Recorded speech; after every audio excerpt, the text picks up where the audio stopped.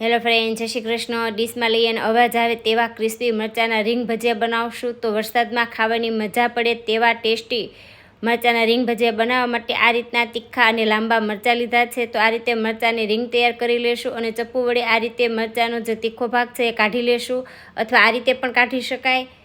તો આ રીતે રીંગ તૈયાર કરી એક બાઉલની અંદર લેશું। મીઠું અને લીંબુ એડ કરીએ, ઉપર નીચે કરી મિક્સ કરી અને ઢાંકી અને 10 મિનિટ માટે રહેવા દેશું। એક બાઉલની અંદર 1 વાટકો ચણાનો લોટ અને એકદમ ક્રિસ્પી કરવા 1 વાટકો કોર્નફ્લોર લેવાનો છે। બંને લોટ સરખા લઈ મીઠું લઈ અને પાણી એડ કરીને ઠીક એવું બેટર તૈયાર કરી લેશું। હવે રીંગ છે એને ઉપર નીચે કરી અને બેટરમાં એડ કરશું।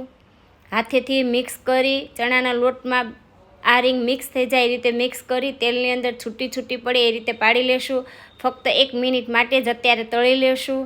તો આ રીતે મેં બધી રીંગ તળી લીધી છે। જો આ રીતે ભેગી હોય તો રીંગને હાથેથી છૂટી કરી અને બીજી વાર તેલની અંદર એડ કરવાની છે। ગેસની ફ્લેમ મીડિયમ રાખવાની છે અત્યારે, અને આ રીંગને એકદમ બ્રાઉન કલરની થાય ત્યાં સુધી થવા દેવાની।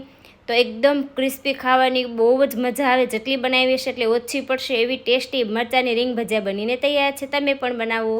એન્જોય।